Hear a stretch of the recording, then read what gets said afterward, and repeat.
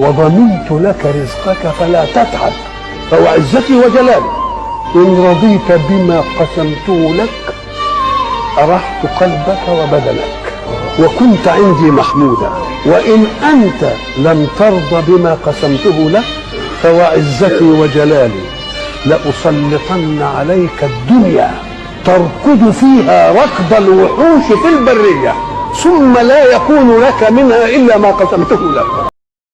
اللهم صل وسلم وبارك على محمد وعلى آله وأصحابه أجمعين. ازيكم عاملين ايه؟ يا رب تكونوا بخير وبأحسن حال. النهارده بقى رحت السوق، جبت ايه الحاجة اللي هي الضرورية اللي محتاجاها يعني. كان في عندي بصراحة بصل بقى وبطاطس وكده، وكان في خيارة هتكفيني الأسبوع، فجبت الحاجة اللي أنا محتاجاها بس من السوق. جبت البرتقال ده 3 كيلو ب10. طبعا منرميش حاجة منه، القشر بنشفه في الفرن وبنطحنه وبنحطه في برطمان كده، بيبقى ايه بدل الفانيليا. ماشي. وجبت الايه طماطم، دي جايباها 3 كيلو ب10، واللي هي رفيع ديت 3 كيلو ونص ب10. يعني دول 6 كيلو ونص. اما الكيس بقى اللي هو في الاخر ده كان بصراحة عندي في التلاجة وكده، فقلت ايه اعملهم مع بعض، ايه اغسلهم حلو كده واعملهم صلصة، وحابة يستاهلوا يعني. هي طماطم حمرا وحلو.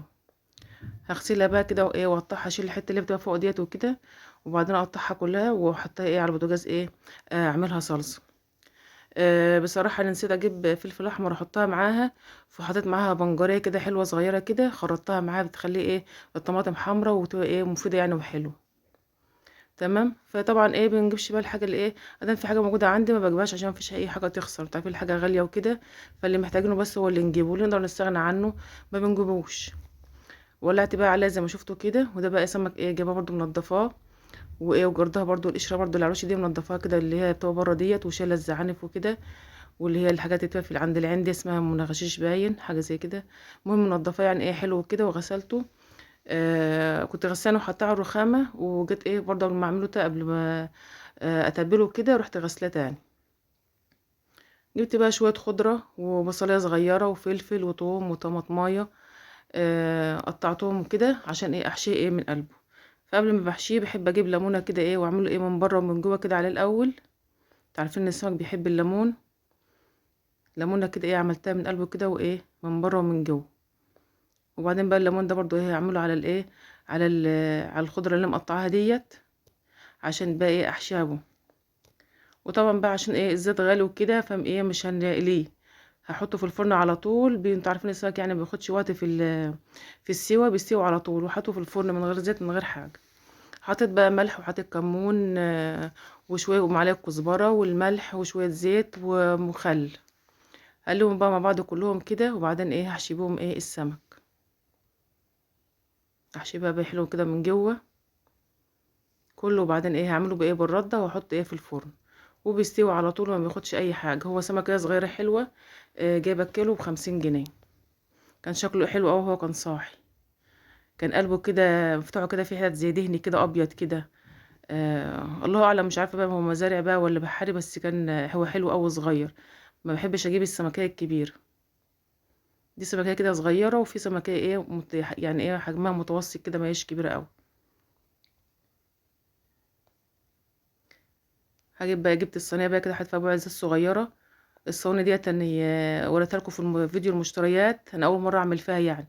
على طول كنا بنعمل في الصواني اللي هي الالومنيا العاديه خالص بعمل فيها. لو ما كنا عندك الصواني مثلا جريت من ديت او كده، عادي خالص الصينيه الالومنيا بنعمل فيها على طول، عمرنا بنعمل فيها يعني عادي. بحط برضو فيها بقى زيت وكده، وبروح ايه رصاها.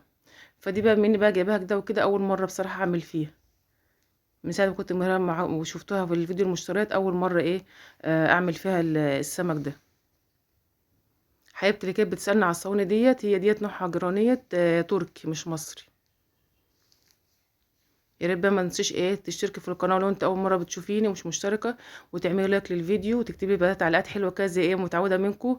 تعليقاتكم حلوه قوي، ربنا يكبر بخاطركم ويفرحكم يا رب. ويا ريت بقى طبعا ايه ما تنسيش اللايك. دي بقى الطماطم ايه حطيتها تسبك، وديت اللي البنجريه زي ما قلت لكم ايه حطيتها مع الطماطم، بتحمرها وتبقى حلوه قوي. دي بقى تتبيله عاديه خالص اللي هي ايه بس ايه بعد السمك كده بعد ما طلعته من الفرن، بيبقى عليها خل وليمون وفلفل وكده، وبغطيه عشان ايه خاطر ايه السمكه ايه تطرى كده متبقاش ايه الجلد بتاعها ناشف. دي بقى بعد ما الطماطم ايه بردت هضربها في الخلاط، بس ما بكترش يعني في الخلاط عشان ايه لا قدر الله يعني ما تحرقش ولا كده. وبخبط خبطه واستنى شويه عشان خاطر على ايه عشان الناطور يعني ما يتحرقش. بضرب بقى شويه بشويه كده، وبعدين ايه انا بحب اصفيها عشان بتطلع قشر كده، وما بحبوش يعني في الطماطم، عشان لو عملت اعمل مثلا مكرونه او كده ما بحبوش يعني تبقى عايزاه صلصه كده، بحب اصفيها. حطيت مصفى وتحت منها الطبق السلستين. وبعملها بقى بايه بالمعلقه كده ايه السيليكون كده ايه خلاص ايه عشان ايه تنزل الطماطم اللي بصفيها كده، والقشر ايه يدنه في المصفى من فوق. خلصتها بقى كلها، ودي القشر طلعته، والطماطم ما شاء الله عليه ايه انتلى كده. وبعدين ايه في نفس الحله اللي كنت سلقه فيها الطماطم احط فيها الطماطم ايه تتسبك.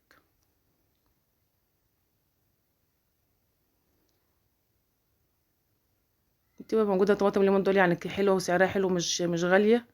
آه سعرها حلو يعني ما هيش غاليه، فكده ما بلاقي مثلا طماطم طريقه او كده بجيبها واعملها، يعني مش كل اسبوع، يعني مثلا لو جبت مثلا ب 5 كيلو 6 كيلو كده بروح عاملاها. بتبقى برضو صلصه الطماطم حلوه قوي مع الفلفل. بس انا بصراحه نسيت اجيب فلفل احمر خالص، بتبقى جميله مع الطماطم برضو. فبما بقى نسيته كده ما كانش موجود عندي الفلفل الاحمر، فحطيت عليه ايه بنجريه ايه زي ما شفتوا كده معايا.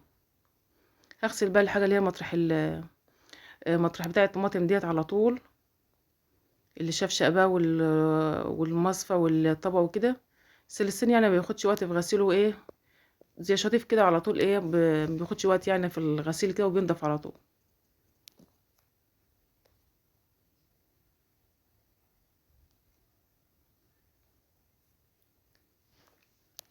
هشطفهم بقى على طول كده ايه وانضف الحوض.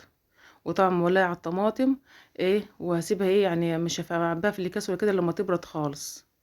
ما بعبيهاش وتكون ايه سخنه، لازم تبرد خالص، وبعد كده ايه اعبيها في الاكياس ونحطها في الفريزر.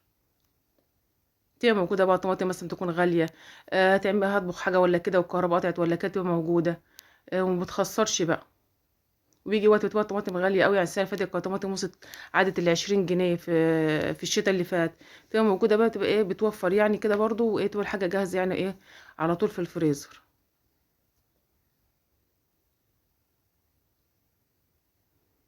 القشر بقى اللي هو طلع من قلب الطماطم دي طبعا ايه بنحطه مثلا البطه والفراخ، ما بنرموش يعني في الزباله وكده.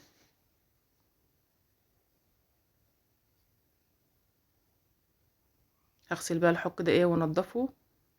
طبعا كنت غسلت المواعين من مطرح بتاع الغدا. انا بصراحه عملنا السمك ما عملتش رز جنبه. العيال كلنا يعني بقى بعيش كده، كنت جايبه عيش يومها صابح وكده، كلناها بعيش كده جنب سلطه ورحت بقى اغسل الحاجه اللي كانت ايه عندي في المطبخ برضو منضفاها وكده.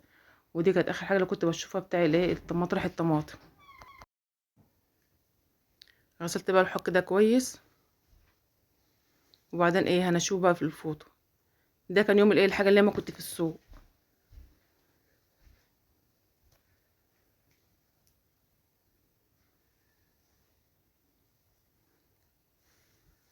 دي بقى تاني يوم بعد ما الطماطم اتسبكت. وهعباها طبعا ايه في الاكياس، بس انا هكبر الاكياس شويه عشان خاطر ايه اللي هعباها فيها، يعني عشان خاطر ده اعملها مثلا اسيبها للايه اللي يكون محشي او كده. عامله ما شاء الله 5 اكياس كبار. دي كيس كبير. وبعدين احطها ايه في الفريزر. دي بقى البوتاجاز مطرح الصلصه بقى، طبعا انتوا عارفين ايه لازم بتوقع كده ايه وبتبهدل البوتاجاز، فانا بغسلها على طول بحط عليها خل وكربون بتفور اللي ايه اي وسخه في البوتاجاز وكده، بتبقى ايه بتنضفها على طول، بتفورها وبتنضفها.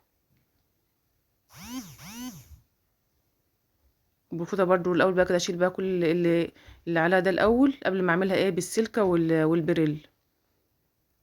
طبعا ايه لو سبتها طبعا وكده ايه سبتها مثلا يوم ولا اتنين طبعا بيبوظ البوتاجاز، لازم تتغسل ايه اول باول كده البوتاجاز ده نضيف وحلو.